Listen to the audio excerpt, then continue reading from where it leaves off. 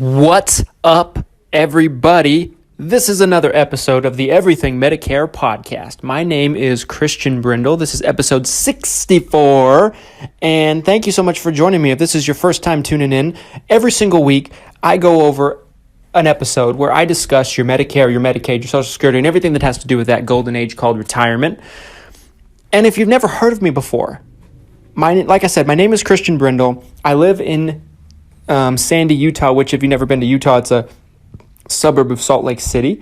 And I own a company called Christian Brindle Insurance Services. We work with people on Medicare of all different situations. We partner with some of the largest insurance companies in the industry.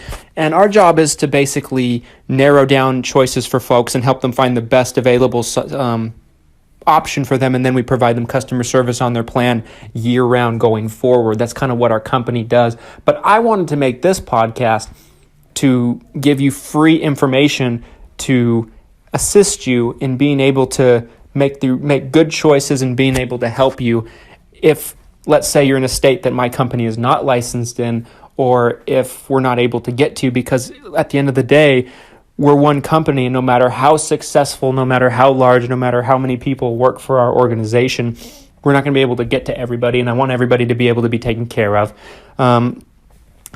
So today, I wanted to talk about why I believe it's going to be vastly in your best interest when you're working with a broker like us. Or let's say you're not working with us. Let's say you're in one of the 47 states we're not licensed in at this time. If you're working with a broker, it's going to be in your best interest to work with a broker that specializes in Medicare health plans and really doesn't do anything else. Now, that doesn't mean they can't do life insurance or something like that, because we do life insurance, and life insurance is relatively simple. I don't think it has too much merit on what I'm talking about here. But what I'm talking about is agencies and brokers that try to do everything. And if you've bought insurance at some point in your life, and if you're listening to this, I'm sure that you've probably experienced this in your own past, where you come across somebody that just tries to do it all. They're financial planners, but they also try to do Medicare. They sell car insurance and homeowners insurance, but they try to do Medicare on the side. I have seen so many different people that do this. And there's one thing that they all have in common, and that's they just don't know enough about Medicare. Let me tell a story real quickly here.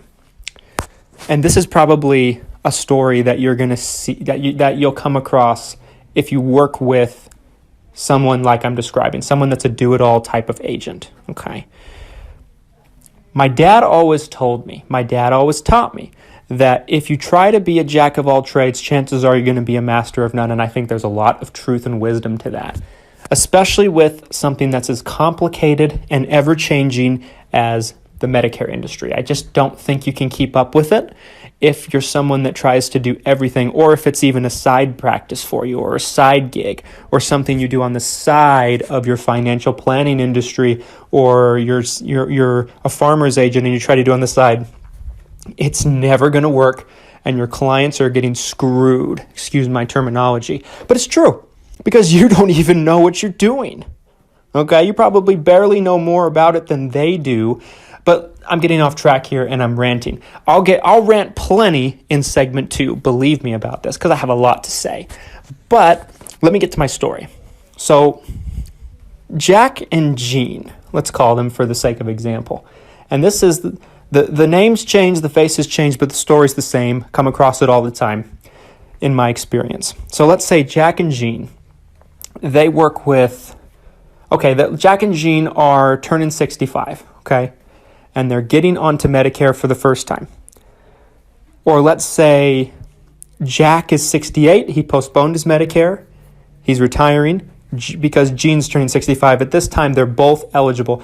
It doesn't really matter. Situations vary, but all you need to know is Jack and Jean are both getting onto Medicare at the same time. So Jack and Jean, they're not quite sure what to do. So they do what anybody tries to do. They go on the internet, they try to Google information, and they're surprised to find out that the information isn't there. The only thing that they get is advertisements, and they find websites that says, fill in your information, get a free quote. They fill in their information, and they get nothing except for a page that says, thank you, someone will be calling you shortly, and then they get bombarded by people from all over the world calling them. If you've been on Medicare and you've done this, you know exactly what I'm talking about. My point is, there's very few people that actually provide you real information about Medicare on the internet. I am one of those few people. I just throw the information out there for free. And I do that because I have nothing to hide. But this industry is full of people that their whole intention is to draw you in. They don't want to give you any information. They don't want you to benefit from their information at all unless you're doing business with them. They don't quite understand that if you give them information up front, that you're more inclined to do business with them because they get a taste of what you know and what you can do. They don't get that. That's another reason why there's so many people that don't last in this industry. It's a new world we're in now. They're stuck in the 80s with those tricky, slimy car sales tactics, and they just don't work anymore. Not today. Not in the information age. But it still has bled over to the internet. It's a combination of that, and Medicare is dramatically strict about what you can and cannot put out there on the internet. So it's those two reasons that you really can't educate yourself that way. It's very hard. Now, you can go buy books.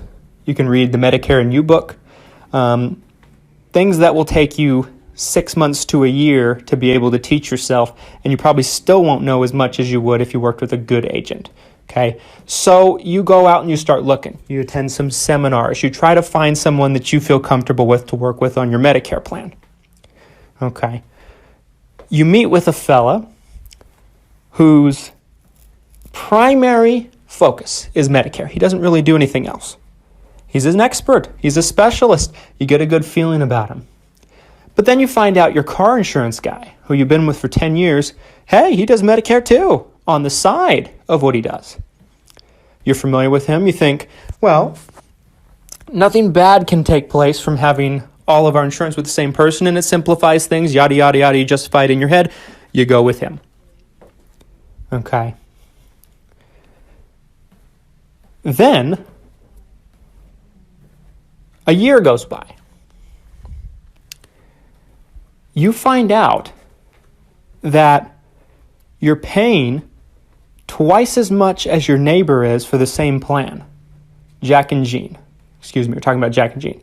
Jack and Jean find out from a neighbor that they're paying twice as much as their neighbor is, and it's the exact same plan. And the plan that they have was never even brought up by their agent. So, they feel cheated. They feel tricked. They call their agent. And after some pushing and after some prying at the agent a little bit, the agent comes clean. And he tells them, listen, folks, I just do this Medicare thing on the side. What I really do and what I really know is my car and homeowner's insurance. That's what I know more about than anything else. I can only represent one Medicare insurance company. I thought that's all I needed because it's the largest company in the industry or one of the largest. I didn't know that it varied so much. Jack and Jean made the mistake that so many people make by thinking that, well, this guy does a good job for our car insurance, he'll probably do a good job for us on everything else. Stay with me into segment 2 after a quick word from this week's sponsor, and I'll tell you what's wrong with what Jack and Jean did and what they can do to avoid it. Stay with me.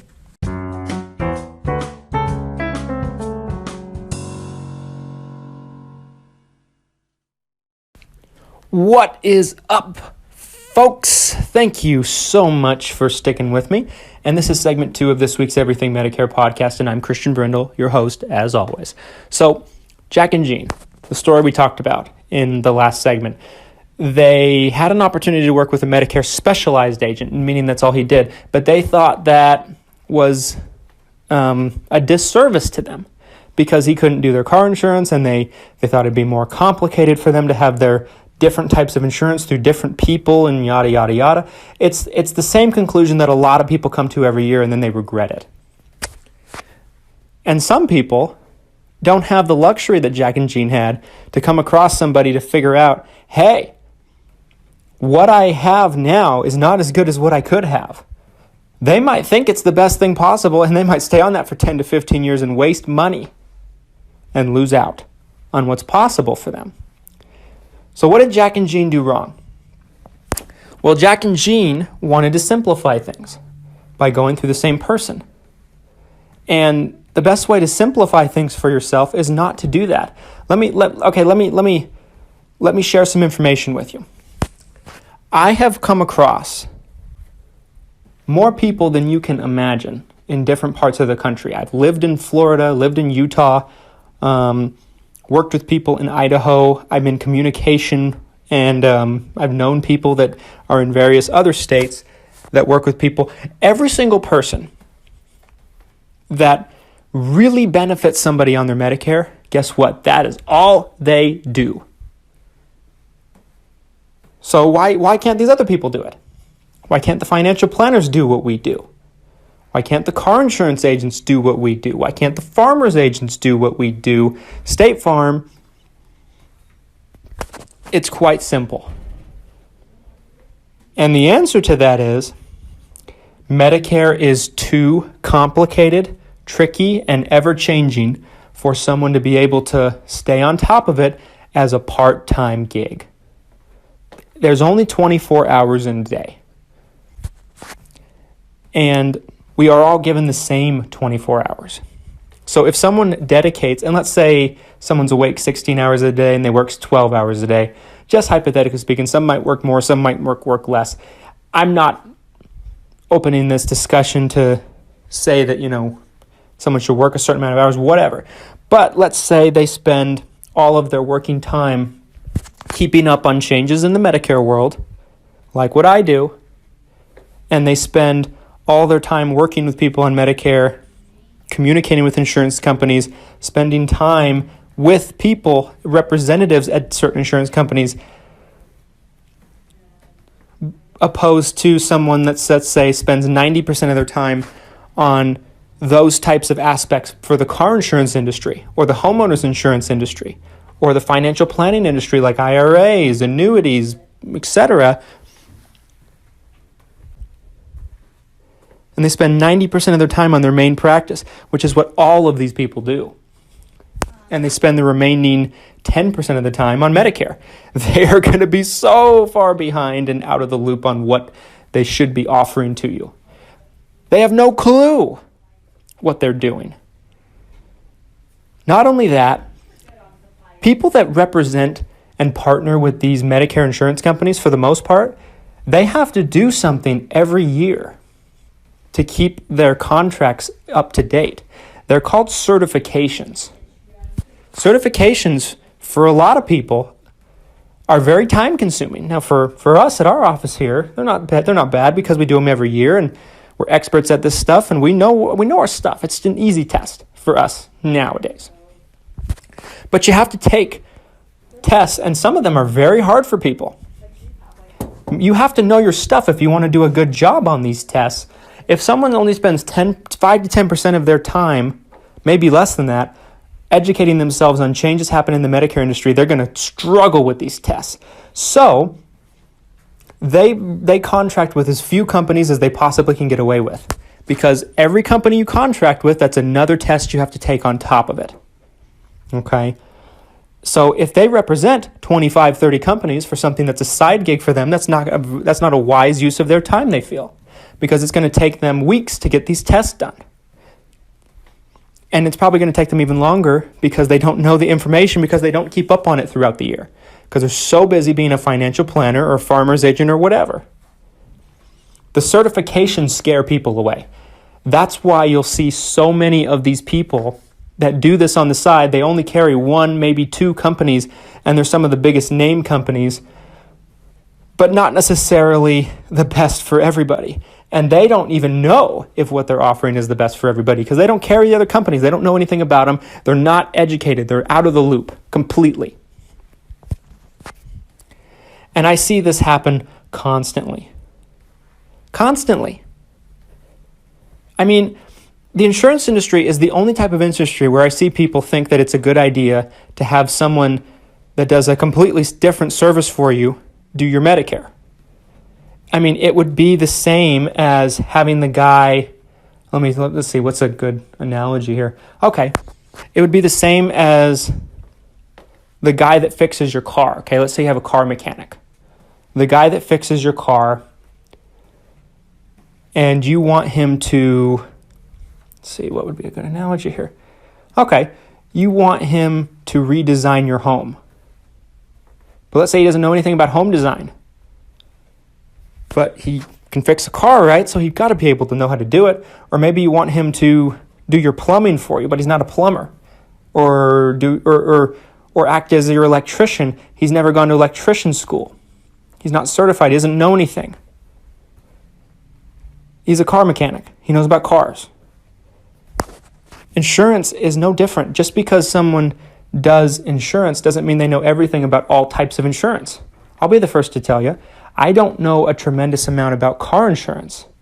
I probably know slightly more than you do. Maybe. You might know more than I.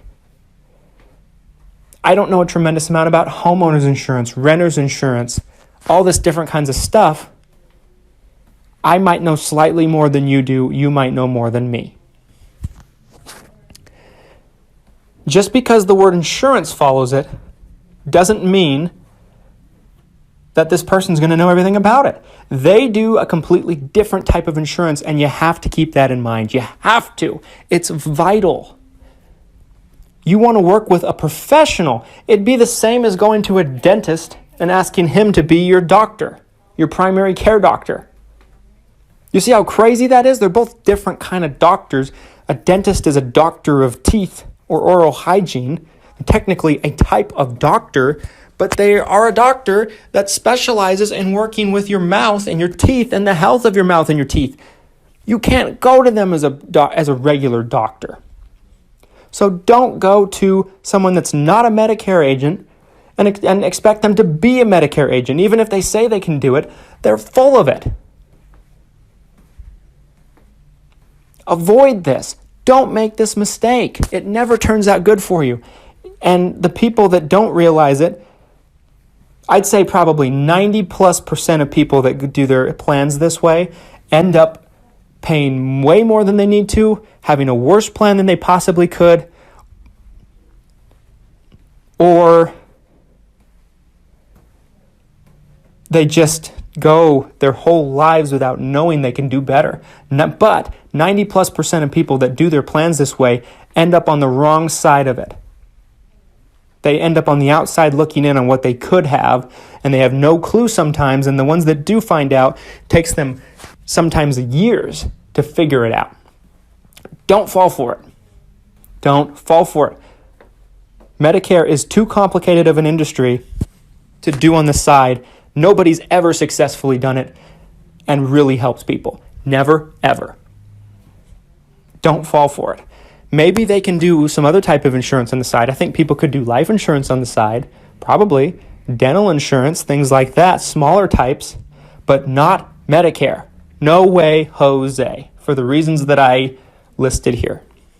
Stay with me into segment 3 after one final word from this week's sponsor. Stay put.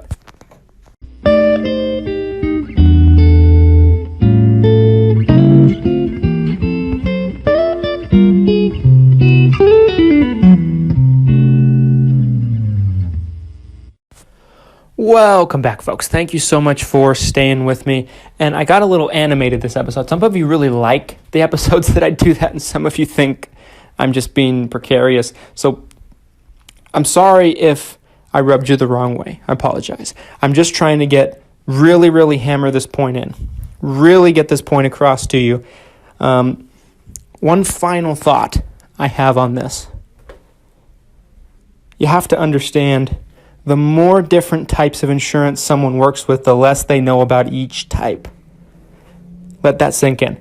The more different types of insurance somebody works with, the less they know about each type. So would you rather work with somebody that knows a tiny bit about all these different kind of things? Or would you rather work with somebody that knows everything, that's an expert, that's a professional in one thing? I don't know about you. You might have listened to this whole episode and disagree with me and still might prefer the first one. But you're not going to be well taken care of as well as you could be. Period. Point blank. Okay. So it's all about this one thing. It's about where a person puts their time. And if they put all their time in one basket, they're going to have a lot going on in that one basket, and they're going to know a lot about that basket. It's going to be incredibly familiar. But if they're jumping from basket to basket to basket to basket to basket, each basket's going to seem less familiar the more baskets they add to the equation. Just remember this. It's all about where a person puts their time and how much of their time they put into it. And if they're putting 5% here, 10% there, 25% there, another 5% there, they're not going to know very much about anything. Trust me. They spread themselves thin. I see people in the insurance industry do it all the time. I promise. Folks, thank you so much for sticking with me all the way to the end here. As always, if you're on Medicare or you're about to be on Medicare or maybe you are a little far off and you just have a question about Medicare, if you live in Utah, Idaho, or Florida, those are the 3 states that my company is licensed to work with you in, and we know those markets incredibly well. Give my office a call, talk with someone here. Maybe I'll talk with you if I have the time. 801-255-5340, 801-255-5340, Christian Brindle, Insurance Services. We will offer you a free consultation or quote, whichever you prefer, with no obligation whatsoever. No matter what your situation is, if you don't feel sure, at least make sure that what you have is the best thing for you. Folks, if you're listening to us on a platform that allows you to leave us reviews, please leave us a 5-star review. It helps us out a lot, and it helps us reach more people and help more people just like you that need to know this stuff. There's people everywhere, millions of people across the country that get taken advantage of, or they're just not in the best spot for them and they're suffering. And we want to help end that for as many people as possible. Lend us a hand. Help us reach more people. Help us extend our reach. You can do that by leaving us a positive review. It would mean a lot to me. It would mean a lot to every single one of us here. Please do that. And again, thank you so much for supporting us. Thank you so much for tuning in. You're incredible. You're the reason why we've reached 64 episodes, and I can't wait till we're at 264 episodes. I mean, we're just going to keep this thing coming because we're starting a movement here. I think I mentioned this last week, but just in case I didn't, we've just started making consistent YouTube videos every single week. So if you'd like to go check those out, head over to our YouTube channel, just Christian Brindle, and it's a picture of our business logo, which is an emoji face of me 5 years ago when we started. When we first incorporated, I should say. It's an emoji face of me. Subscribe to the channel for weekly videos, and I can't wait to talk with you again on Saturday. Thanks so much for tuning in, and take care.